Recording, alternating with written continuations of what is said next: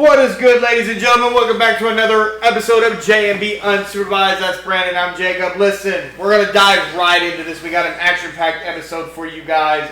Real quick, stay tuned. We'll be up on Spotify. Be looking out for us on there. If you see this, hit that subscribe button. So the biggest news outside of the sports world that I wanted to talk about real quick is Uno decided to make its way to Las Vegas. And I looked it up here.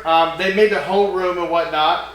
And everybody was going crazy about this Uno. I'm like, well, let me tell you what, they better jack up security. But according to Google, don't know if you trust everything, but it was a misunderstanding. It's only here as an experiment in the Palms Casino Resort. It's a promotion event, not permanent addition to the casino floor. So they're saying it was a misunderstanding out there. But again, as of right now, Uno is out there in the casino world. Again, don't really know how they're playing it and how you make money or betting, but it's there. They got a whole room, pool tables, bowling alleys, tables.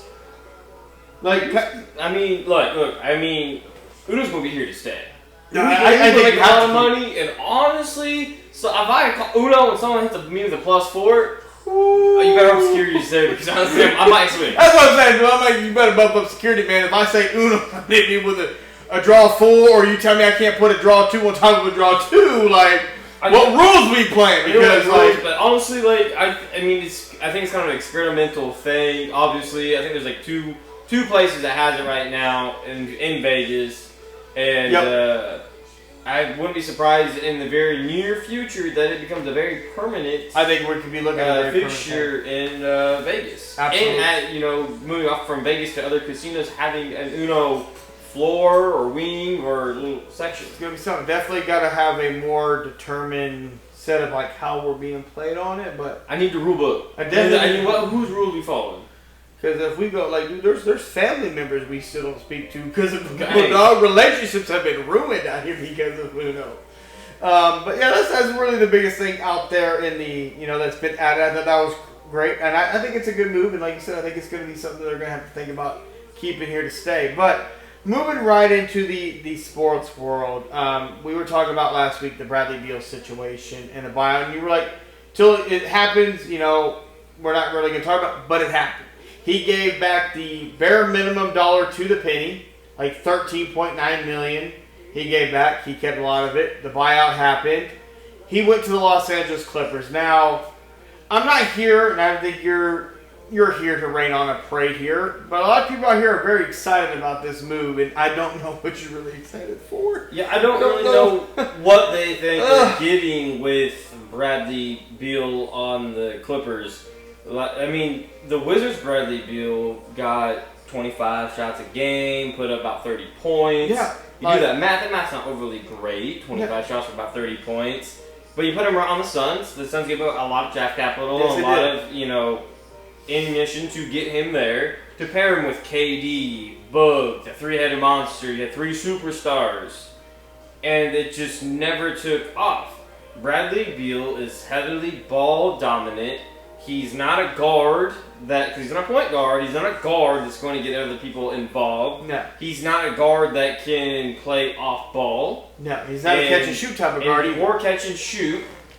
Defensively, he's okay. Yeah, he's not going to be somebody you can rely on defensively, and he's old too.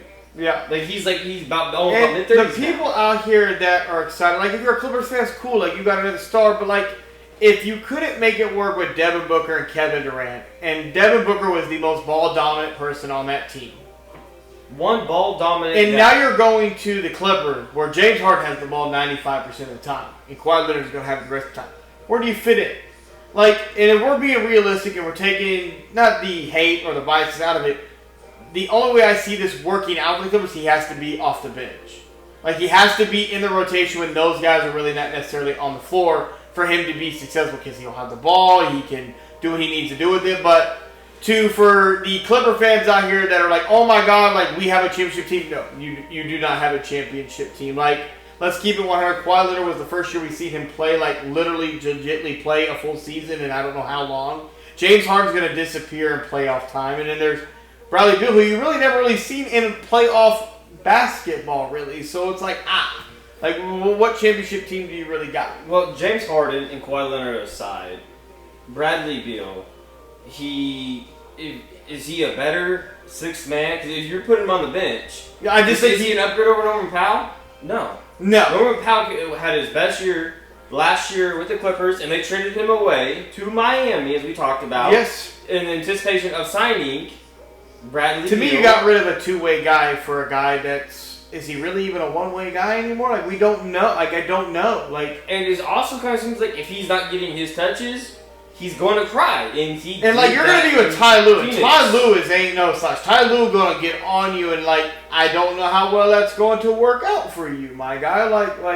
Well, I guess that is my one and only thing is that Ty Lue might be, that culture that he has built there with the Clippers, might be able to get more out of him and get more of that star caliber out of Bradley Beal. My personal opinion, I feel like the best way this is going to work is he's going to have to understand you are not a starter and you need to play a six-man type of role where you're coming off the bench and you can, I guess, just give me Washington Wizards, Bradley Beal, but I need you to be efficient with it, but also try to play make if you can do it. Like, I don't really know. Like, I don't. But again, but you have to say, I don't think he's going to come off the bench. He's okay. I don't foresee it. Everything was like he's their starting two guard. Kawhi's the 3, James Harden's the 1. Okay, so you want him to orchestrate the offense.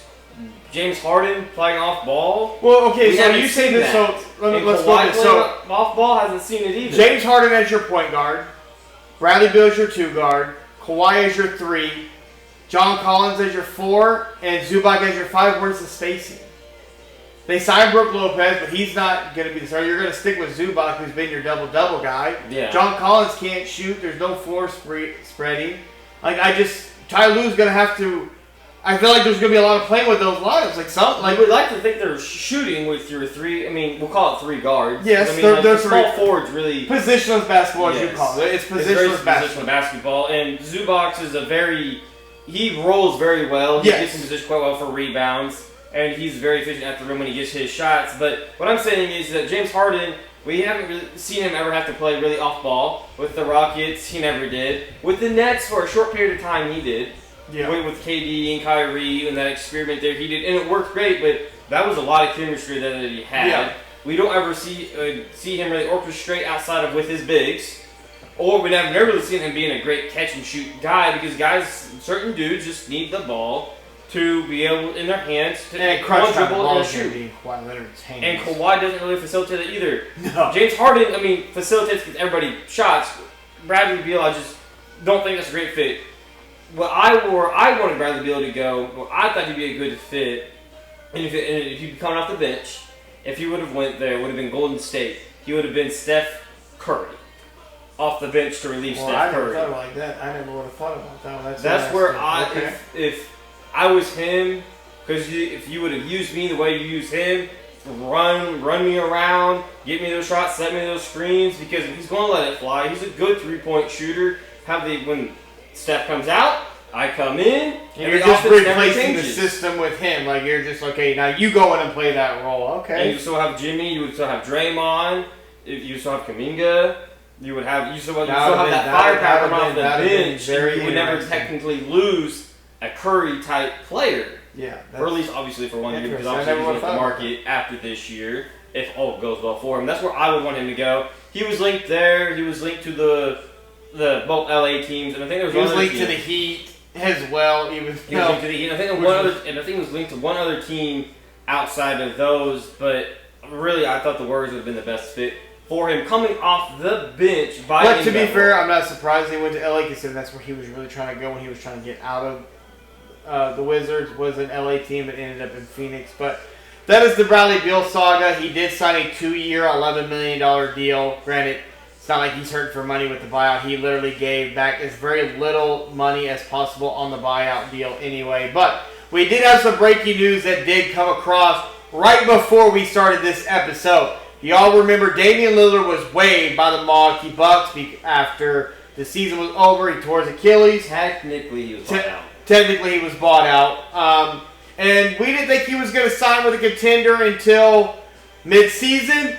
That is not the case. He decided to go back home. He's going to Portland. Brandon's got the details. He also does have a no-trade clause, so that is very interesting as well. No-trade clause. So Dame will make $70 million in 2025 to 2026 and $141 million over the next 2 years between the contracts with the Bucks and Portland. Lillard is going to make $70 million in a season that he will miss because of his torn Achilles. He signed with the Portland Trail Blazers, which he started his career at. He's back there. His family's there. His kids are there. His ex-wife is there.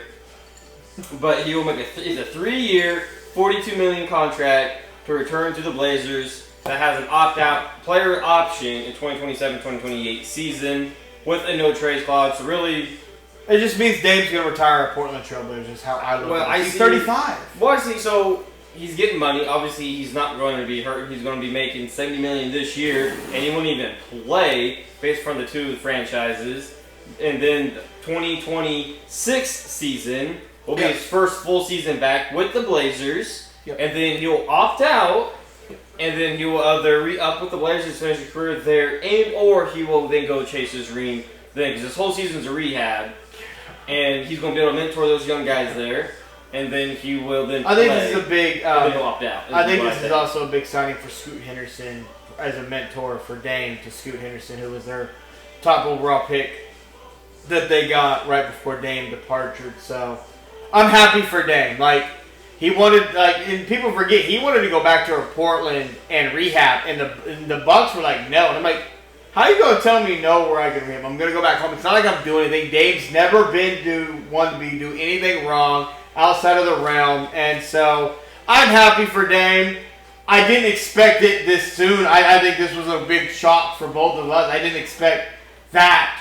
I figured we were going to be waiting mid-season. It was always a contender. Well, this is obviously not a contender, obviously. Well, that's what I was going to ask you, is how shocked were you that he picked to go home? Yeah, no, I'm shocked. I'm going to keep it 100% shocked because the notion coming from him in his camp was, I'm going to rehabilitate myself back home in Portland, obviously where home is, my kids and everything that I'm used to, and we'll wait around until mid-season and see where I'm at, who's a contender, and then we'll start negotiations. So, to me...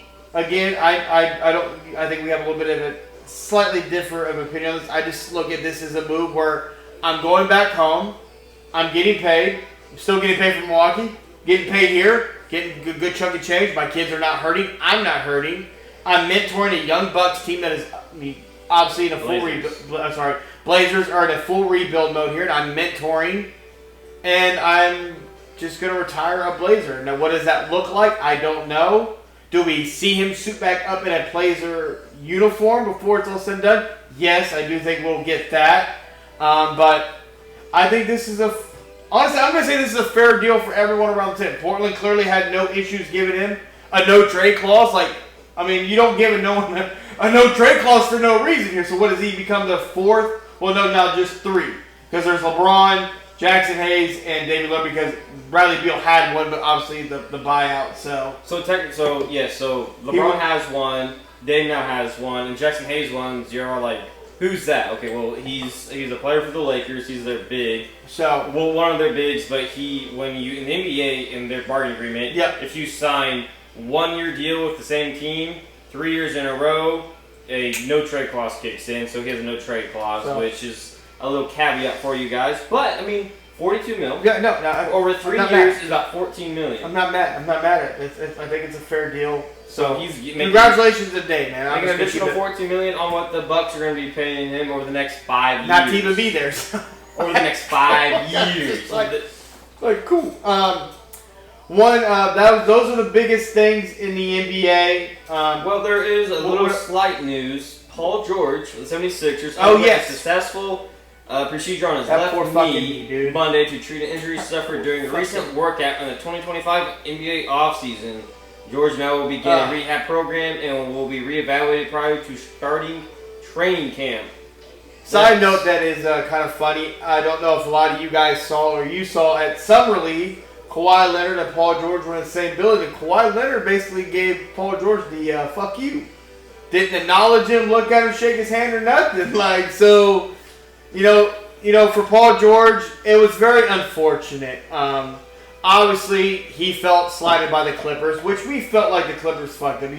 You paid Kawhi, you should have paid Paul George. I mean, in retrospect. But technically they were correct. But they were correct. It was just unfortunate. And preseason Paul George got hurt. And it was downhill from that point on. It just never translated. Yeah. Paul George is on the back end of his career, man. I don't know what to say. That knee is just not... The poor knee, man. That's all I got to say. That poor knee. Other basketball news is... Brandon's a little sad. I think you're a little sad about this news. Obviously, the WNBA All-Star Game is July 19th. We're about 2 days away from it.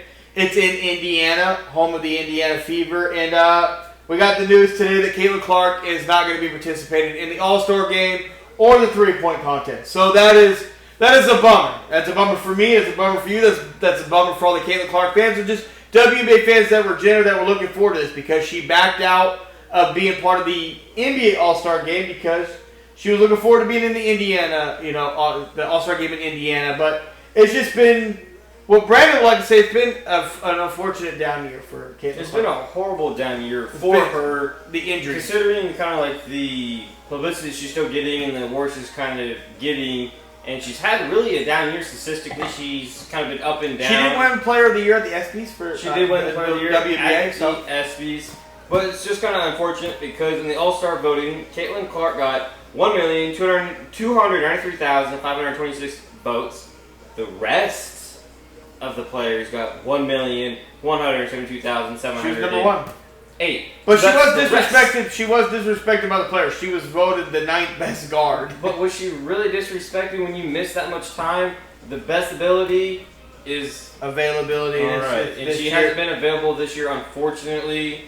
And just seems like that groin injury that she dealt with early in the season. Clearly, she missed some time, and those soft tissue injuries aren't always. You can't rush them back. And honestly, she needs a little bit more beef around her, protecting her when you're getting, let's keep it a buck. When you're getting absolutely raw dogged on your way to the basket or every time up the court and the refs will let you go. Again, like, we're all here for the physicality, but damn, like, there's a certain point it's like, bro, like, these are things that are not being called. And look, we've had this conversation before. There is some animosity amongst the players, going around, but they've set out. I think the WNBA is scattering right now. I'm gonna keep it a buck. We're seeing them hit replacements. I think the WNBA is in a panic. I don't know all the names of the starters that they came in, but I am worried for the viewership of this All-Star game yes, for WNBA because and the three-point contest. We were looking at this game was going to be massive. We both said that we thought this was going to be a big mental moment for the WNBA, and now it's like, for me, it would be the first time in you would have tuned in 29 years of my life. I will tune into a WNBA women's three-point contest, and I still might because I kind of amped myself up to do it. But I was really here to watch Clark. It's really taking you down a notch because we were looking forward. I was looking forward to this WNBA All-Star Weekend for the WNBA. This was a big moment for them. I mean, it's the Fever. They have the target on their back. Caitlin Clark is one of the biggest names, if not the biggest name right now in women's basketball in totality. And she has came out. She might not be the biggest best name in WNBA, but she's the biggest moneymaker name for the fans, and that's what really matters. But do you think, because obviously she was in the three-point contest, pulled out, All-Star game, she pulled out. Yep. Do you think maybe, potentially, she does a three-point contest in the NBA? I would hope she would. I would like her to. I personally would. You have to put on for the W somehow, and you're the name. If you get Sabrina? You and Sabrina come along, or you and Paige Beckers come along. I don't care. Bring one of you. Bring three of them. I'll bring all three. Let's do it. Fuck it. Absolutely. Fucking bring all three of them. Let's go. For me, it's just super unfortunate, man, because we've been talking about this, man. This is something we've been amping ourselves up for. It's gonna get my mans to watch some WNBA All-Star Weekend. I was gonna watch the and now it's drop that ribbon foot. It's unfortunate. So, but that is the basketball news in totality that we got right now. College football. Moving on to football. College football. If you guys do not know, Week 1 starts August 23rd. College football. Football's almost back. Football's almost back. But what I want to talk about is August 30th. August 30th. And we got 4 games that are massive for college football, in my personal opinion. We got Texas, Arch Manning versus Ohio State, defending champ. That did not cheat, by the way. Not trying to throw any shade here, but Michigan. we got that game. That's at 12 p.m. Then at 3:30 p.m. we got Alabama and Florida State. Those players have been chirping to each other. Talking about ain't got no Nick Saban to save y'all now. Like, there's been a lot of back and forth. That's going to be a game. And then at 7:30 we got LSU and Clemson. That's enough said right there. LSU and Clemson. And then at 11 p.m. like, god damn, we got Utah and UCLA. Talk about it, like, obviously there's more games, but those are 4 games on August 30th, boy. Don't need me. Like, pretty much. Like, don't call me, don't text me, I ain't going out, bro. Like, I'm glued to the TV. But just know if you go to jail, don't call me. Don't call me. I'm going to be glued to the TV watching college these 4 football games. is here, and the biggest talk in college football right now, let's keep it one, is Archie Manning. Like, that is the talk right now. Yeah. And he's done everything personally, in our personal opinion, he's done it by the book. He's done it right. He has not complained. He's sat and he's waited his turn. When he's got in the game, he's done his job. Mm-hmm. What are you expecting from Archie Manning? Now, like, we know what mainstream means, like Heisman, he's gonna get. Like, what are you wanting to see from Archie from when you saw him enter as a freshman to now he's taken over for this Texas team? He stayed there. He's developed the story. He's wanted to be. What are you looking for in Archie, man? Like, what do you? For me, it's really hard because what I really want to tell you is, boy, I mean, you thought Joe Burrow had a year. Those records. Yeah, I'm thinking. You like to think so? I'm thinking records are fitting to fall at Texas for a season. I'm thinking NCAA college records aren't safe. Like, my hype for him is out of this world. Like, the glimpses that we saw, like, everybody thinks of the Mannings as, well, Peyton and Eli. They ain't mobile. Okay, no, they're not mobile, but they're not his son. So his dad, I can't remember his dad's first name, but the oldest Manning actually was very athletic. He was actually a wide receiver. Yep. And I think people forget that. I don't know why people forget that. People forget that there's actually a third Manning. The older brother, he was actually a wide receiver at Ole Miss, and he ended up having a back injury or a neck injury that medically retired him in college. Yeah. And then this is his boy that got his athletic ability. Because dude has burners, but he also got Eli and his grandpa and Peyton's arm. And so honestly, I'm thinking, I'm honestly, yeah, it's Heisman. What do you say to those?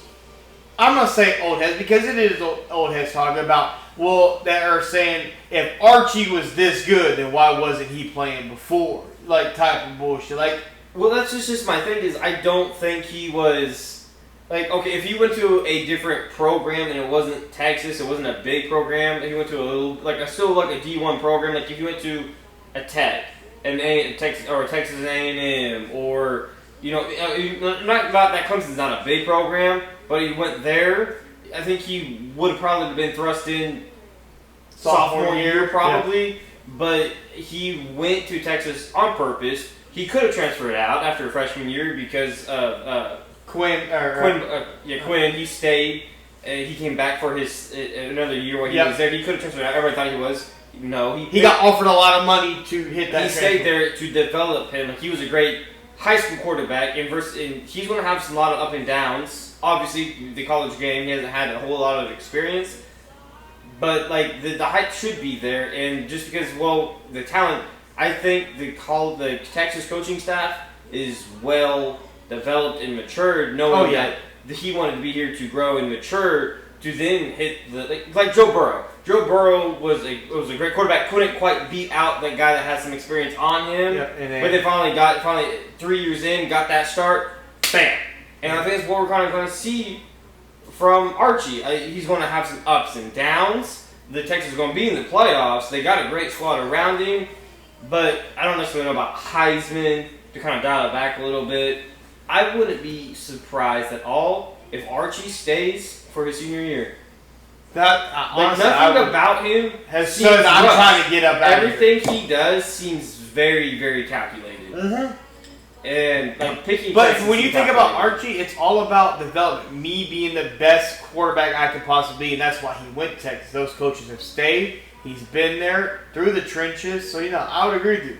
People like these NFL teams that are banking on like Archie coming out, I'd pump the brakes on that. Like, there's no telling that Archie's going to come out. Like, this is his first year as a starting quarterback. Like, unless it's like a Joe Burrow type of season and it's the all-be-all and it's like, maybe I don't need to be here no more. But it's like, you don't know. Like you said, it's been very calculated and, But he seems very... He's got a plan. And he's sticking to it. He's a 21-year-old that is very level-headed. Obviously, he has a lot of, the Mannings all around him. But at his media day, he seemed like a very oiled machine pro at answering the media's question. Absolutely. And he even said, I don't deserve any of this praise. I haven't done anything. I need to go out there. Very humble. And I need to fucking humble. Earn all this praise.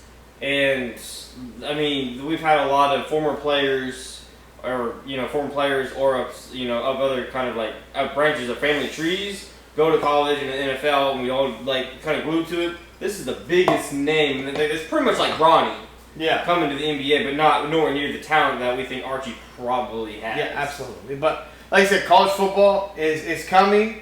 We're looking forward to seeing Archie Manning. Obviously, there's some other storylines. I'm curious to see what Colorado looks like without Travis Hunter and the Sander brothers and his kids. Like, I'm very curious to see that. It's going to be an interesting college football season. I'm very excited for my Kansas Jayhawks. Like, can we do something? But I'm also like K-State. Like, ain't no slouch either. They've rebuilt their program very well. So I'll be again. College football is going to be great. It's college football. Like, well, KU. Taking over Kansas Jayhawks should be back home now. Yep. And their freshly rebuilt stadium. Might have to check out again, man, with these ticket prices that I'm looking at. Low as $20, $79. Boy, you might see it's like a KU game, dog. Like, money business. It's like, I just know. Ain't never been there. I just know that, the Jayhawks, football program be popping. College football is no joke. No, college football is no joke. I'm excited for college football. Like I said, college football begins Saturday, August 23rd. So I'm excited. It's right here. It's right here. While we're on college football, give it to me. Texas A&M, Cincinnati Bengals first-round pick, Shamar Stewart, has reportedly left the team and returned to practice with Texas A&M Aggies. Stewart could reportedly apply for a waiver with NCAA to play for the 2025 season with Texas A&M and then re-enter the draft in 2026. I want people to think about it. Hang on. And he cannot be drafted by the Bengals again. Think about it. Could you imagine being a guy who had played multiple years in college, had 9 career sacks in totality, and I'm the 17th overall pick, and then you try to put some bullshit language in my contract, and you know what? And be like, can I get another year of college football? We're all getting paid here. Like, let me come back. Let me do this again. Like, this did not work out. Like, I'm going to keep it a buck. Cincinnati Bengals, I don't know what the fuck y'all are doing, man. Like, this is a whole new level of, like, what the fuck. Let's keep that a buck. Like, This is a new level of what the fuck. You have a guy who you drafted, who we watched. We literally live. We were live when we did this. Walked across stage and is now back at Texas A&M practicing with the boys. Like, this is something we ain't never seen in football history. I never thought that this would actually make it this far. I figured. When we talked about this, you're like, no, you were like, this is, and then it's like, now look, we're here. It's like, dude's trying to reapply for another year of eligibility, hit the draft. Again, NCAA's got to approve it. If not, he will sit out this entire year. Then he could just re-enter the draft as an 2026 draftee. Draftee, but again, Bengals can't draft him. If that doesn't work out and he goes a whole nother year, he'd just become an unrestricted free agent that could sign anywhere he wanted. But again, that's a whole lot of money that we're talking about on the table that he's willing to sacrifice too. Let's keep that 100. Like, he doesn't technically, I mean, he has money, but he doesn't have money at the same time. So it's like, but he has not gotten any NFL money because he has not signed a contract. And this is the first time. And this is a very precise thing that everything has to be investigated. Like, did he do certain practices? Like, what did he actually do? Well, he never practiced. No, he just did. He did film study. He lifted. So, like, that all will be investigated to make sure, through the NCAA. But, man, like, there's a potential possibility that Shamar Stewart will be playing at Texas A&M this coming college football on, when college football opens up, potentially. Like, what do you make of this? Like, honestly, like, I think this is a what the fuck moment in NFL history. Like, especially for the Bengals. Like, well, I think it's going to go down as history if this actually comes to fruition. First player ever to be drafted in the NFL in the first round to not sign his contract and go. That has a potential. Like, and people need to process this too. There's a possibility that he may not be a first round pick if he re-enters the draft. Now, granted, if he plays balls out, like, that's a different conversation we have to have. But it's like there's always that potential. Like, you may not be picked where you were picked. Like, you know what I mean? Like, some of it could maybe people view as talent. Some people might view as the NFL and the team might blackball. Completely taking this out of, like, in a different direction. Does this hurt him with other teams? Well, that's what I'm saying. Like, the other because this is really coming down to a specific language in my contract that you're doing to me that you've never done to anybody else. So that no team has done to anybody else like in the first round. And as I was saying, like, that could end up getting him blackballed in the NFL by the 31 teams. Yep. I don't necessarily think so. I think the rest of the 31 NFL teams are laughing at the Bengals. Oh, I'm laughing because the Bengals are losing out on a first-round pick. They're desperately shallow at defensive line. You don't even want to pay Trey Henderson, which we're and if they lose, they don't have him, and then their first-round pick goes back to school. And you lose that first-round pick. I think people need to understand too. Like, they lose, they're not getting no compensation back. Like, you lost it. Like. And the fact that there's no budging to just take the language the fuck out and just pull that and have him sign the contract that you offered, just pull that language out, it's mind-boggling.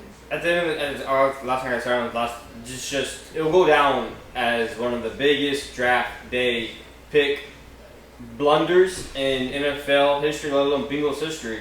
Yeah, absolutely. And honestly, it probably will deter, future players being drafted. No, this is definitely if you are gonna go to the NFL. If you're going to go there, because viewing how the ownership of the Bengals handle their players, like you wouldn't give this dude what he deserves. No one's ever done this, and you got stuck on this. Do it back to school, and I don't blame him at all. If you ain't gonna make me a martyr, they're trying to set some kind of precedent.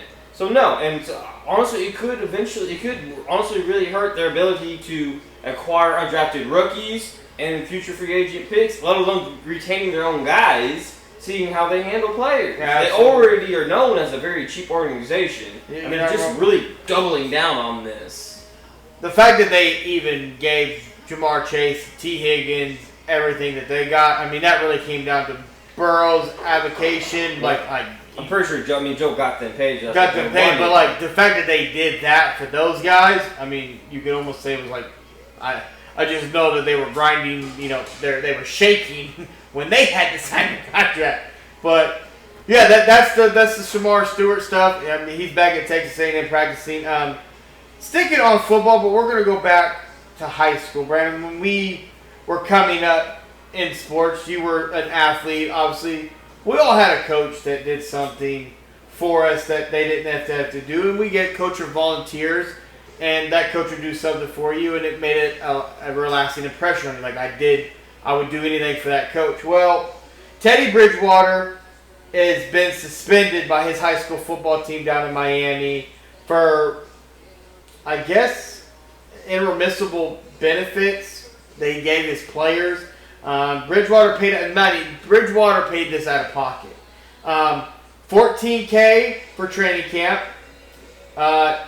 $9,500 for pride sets, pre-game meals $2,200, recovery $1,300 a week, Uber $700 a week, and he paid $300 a week for field pay. And he's being suspended. Now, mind you, the team that he coaches are players that are, they don't have the best equipment. They are underprivileged athletes. He's not even technically employed by that school. He's not really actually their head coach. He's a helper, more or less what you can call him. He's not actually on the staff. He's just like a volunteer. Yeah, he's just a volunteer. At best, and like you can't suspend a guy. He even said, like, I'm back with the Detroit Lions. Like, you can't suspend me. I'm not there. It's a very weird situation. But this is something that I just think is wrong. And you want to know why we have a problem in just youth sports in general. And when I say youth sports, because we're all youth. It's youth sports. I don't see anything wrong with trying to help better my players. To help a unprivileged kind of community. Yeah, like that have the means. He's obviously probably from there. He is. That's his alma mater. And so he's just trying to help. And that was a school that sanctioned. And he helped win them their first 3A state championship in 23-24. It's like they're 3A. It's like, not what like are he's we doing? going out and he's recruiting. He's taking care of his players. He's just trying to help better the school. It'd be no different if he wrote the school $1 million check and let them spend it how they will. Instead of doing that, he was like, okay, well, I love football. These players want to play football. I've been here. I'm just trying to help these guys. Anybody that goes to this school, I'm just trying to better their program. He even paid to have the field taken care of. Yeah, like I don't know what we're doing here. And you want to know why in youth sports in totality you have a tough time keeping good coaches? This is part of the problem. Like, you have people that are volunteers that are willing to go out of the way, go the extra mile for their athletes to make sure they get to these practices, okay, that they're getting their proper recovery and stuff like that, and you're going to punish instead of praise. I have a problem with that, man. Like, I have a huge problem with that. It's wrong. It's a little weird flex by that high school. Yeah, and the board that did that, like, I just generally have a lot of questions. Maybe they're not a Lions fan. Like, or a Vikings fan. Maybe they're just not a fan of Teddy Bridgewater. I just think that's so wrong, and you should absolutely be ashamed of yourselves. In my personal opinion, it's wrong. Honestly, didn't know he was backing up Jared Goff in Detroit. Yeah, he unretired. What was it, like last year, like mid-season? Halfway. But that's the that's trending out there on the Teddy Bridgewater situation. It's wrong in my personal opinion.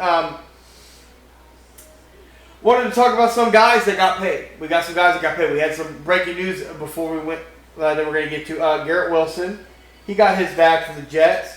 4-year, $130 million contract extension, includes $90 million guaranteed. He'll make 30. It's the first time in NFL history that a receiver received an average of over $31 million after playing only 3 seasons. Wilson is under contract for the next 6 seasons through 2030. So, shout out to Garrett Wilson, man. Like, it's not a bad deal. 4 years, 130. Makes him the 5th highest paid. That's okay. I respect that contract. It puts him right behind DK at 33 and right above AJ Brown at 32.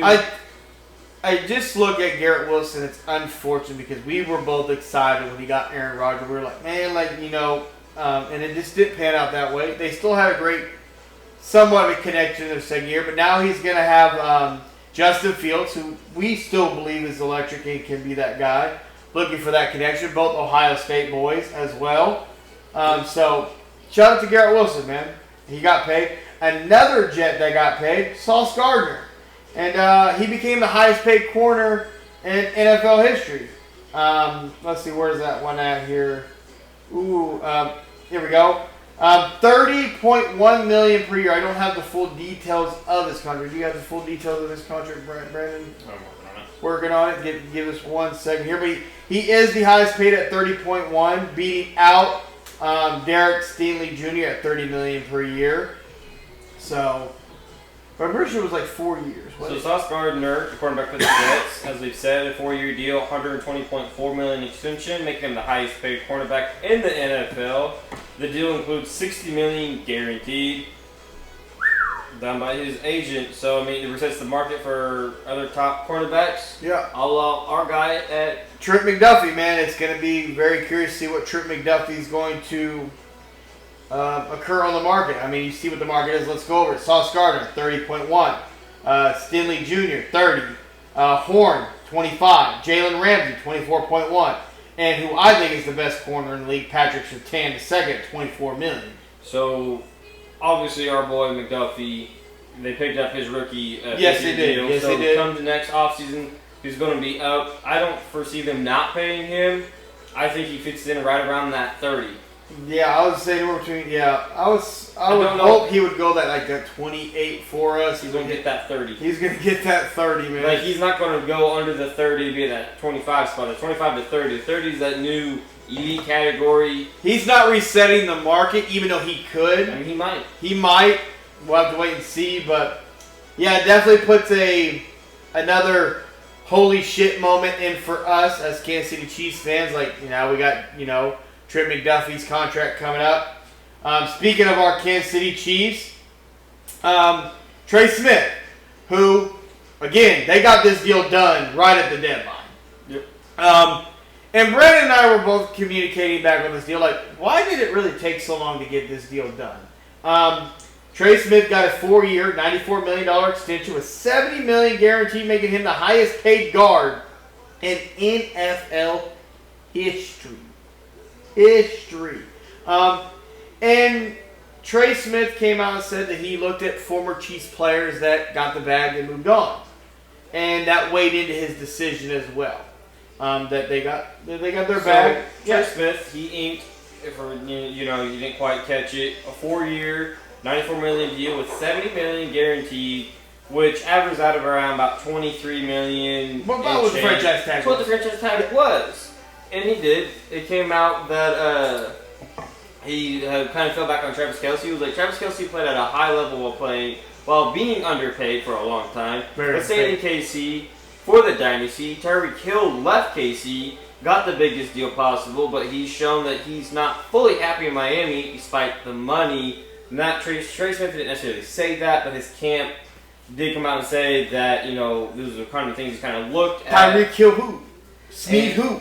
And so everyone came out and said, everyone that feels some kind of way about this money to him being resetting the market, he did reset the market, but everybody said if he would have just played on the tag and then hit the open market, he would have got more money. So in hindsight, he really did leave money on the table for himself. Being a 6th round pick, so he had to get paid. He was wanting to get top dollar because he's been one of the best guards in the league. And I'm happy we retained him. We got rid of Tooney for a reason because we had to pay him, and so we have our center and right guard locked up, our potential rookie left tackle of the future, and some decent, development pieces at left guard and right tackle.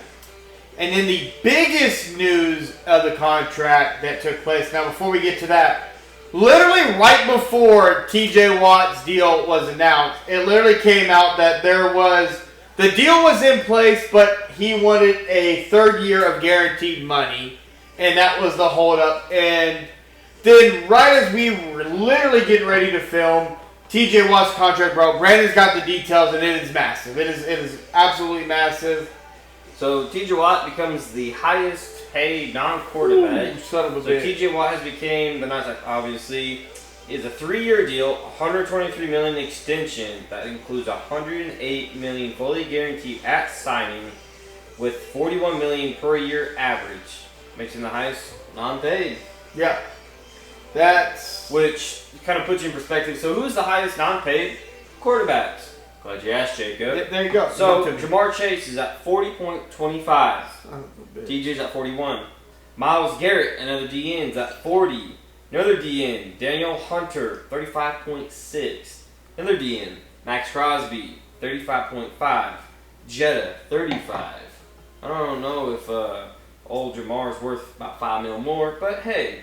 Nick Bosa, another DN, 34. We see a trend here. Oh, and then the other wide receiver, CeeDee Lamb, $34 million is the highest top. Those are your highest paid quarterbacks in the league. That's insane. We're at a whole new market now when it comes to money. We really are. TV deals, just the way that it's trending. And it's funny that we talk about this. So I found this, and I want to go over. So this is the highest paid offense. These are 10 years apart. And then this is from 2015.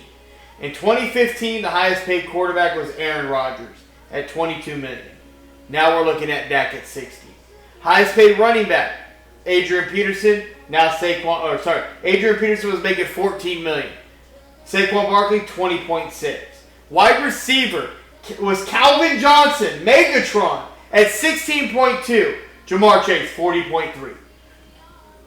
It's like everything doubled. Like that, I mean, tight end, the highest paid tight end in 2015, Jimmy Graham, $10 million. Now, George Kittle at 19.1. So that's not the biggest jump, but like, it's really the quarterback and the fucking wide receiver position that damn near like double size triple. It's these quarterbacks, it's the wide receivers, and it's the pass rushers, and now corners. Yeah. The biggest, people kind of considered, the kind of cornerstones that you kind of can build off of if you have, other certain positions. And inflation's a son of a bitch. The salary cap keeps increasing. Money has to go some places, and when you have the quarterback situation, when you think you always have to reset the market because you're that guy, and franchises resetting the market for players that aren't better than who they're topping. That's how you keep resetting the market. Well, it's also like when you look at the defense side of the ball. In 2015, Dominic Sue is the highest paid defensive lineman at $19 million. Now it's T.J. Watt, who just clearly broke Myles Garrett's record. Doubled. Everything is doubled. Everything that you're saying, it's all been doubled. Like, it's insane. Linebacker Justin Houston at 16.8. Now it's Josh Allen at 28.3. The corner was Darius Reeves at $14 million. Now it's obviously Sauce Gardner at $30.1 million.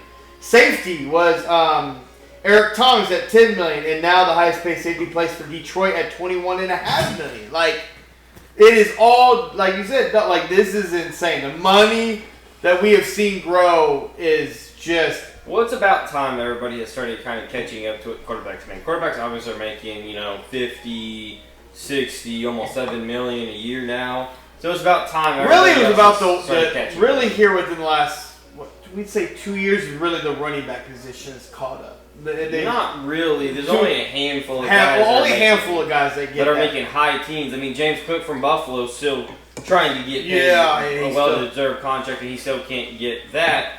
But outside of really the running backs, everybody else's contract has, over time has jumped up because they have reset the market. But again, the luxury of the TV deals and the influx of all the cash they're getting, increasing the cap space. Absolutely, you got to spend the money, and so people are going to keep getting paid more. Eventually, you're going to be kind of torn between what's more profitable, playing in the NBA or playing in the NFL.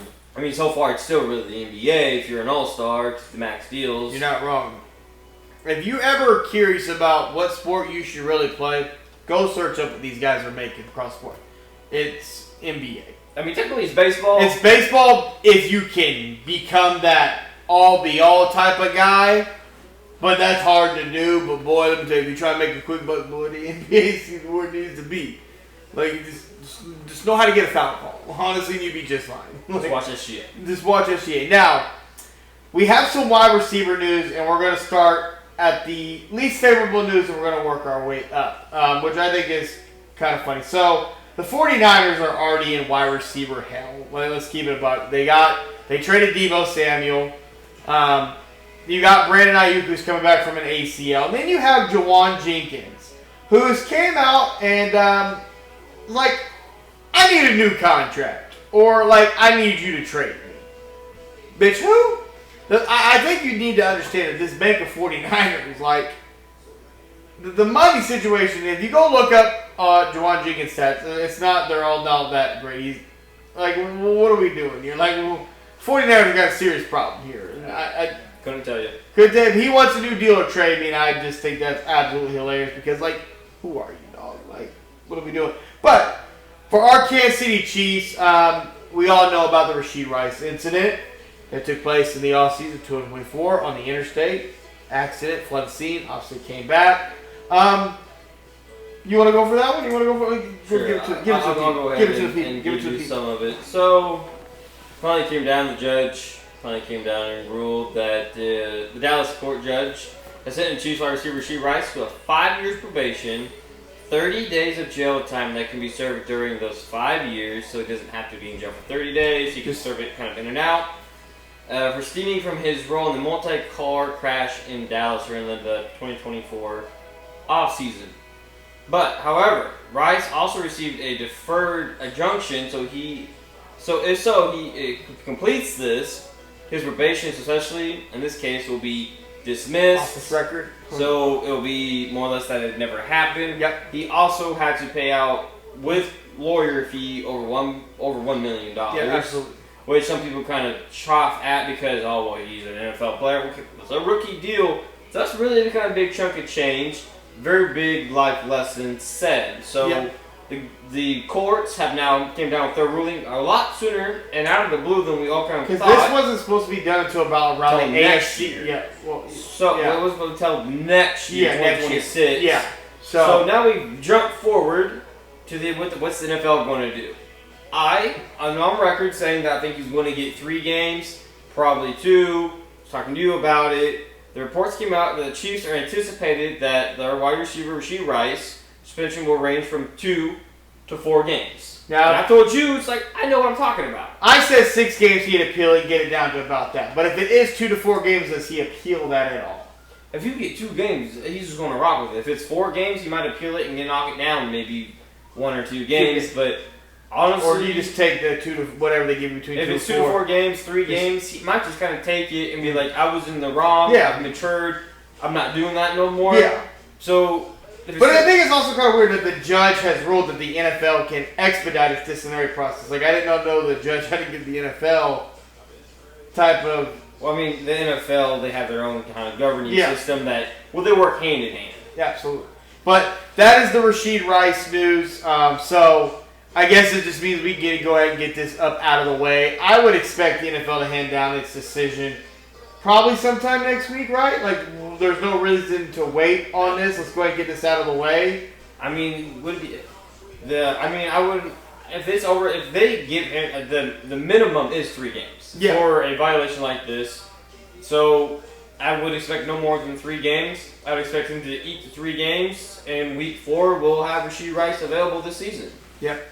Another wide receiver that was obviously in some trouble, Vikings wide receiver Jordan Addison. Which is kind of a lot of the same thing, DUI. He pled to or more common referred to a wet reckless.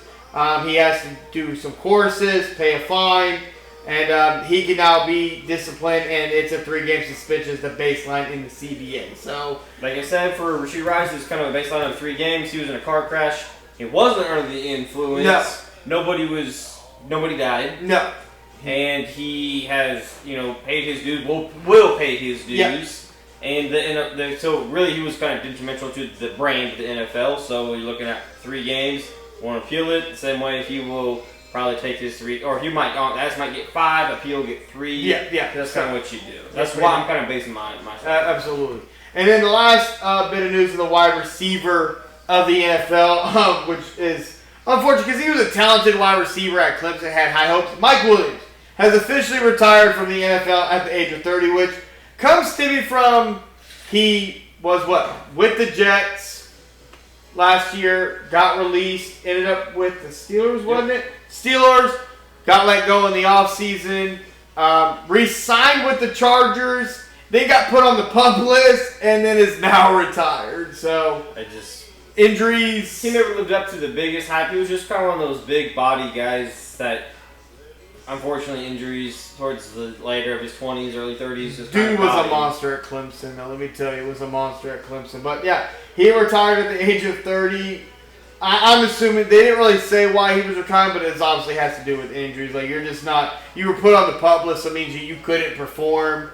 And so – PUP list is because you're injured. Yeah, so it's like – but that is that. Speaking of wide receivers, Brandon, before we we got we're going to go and give you our top 5 wide receivers. Sorry, that's my apologies, man. We're already on wide receivers.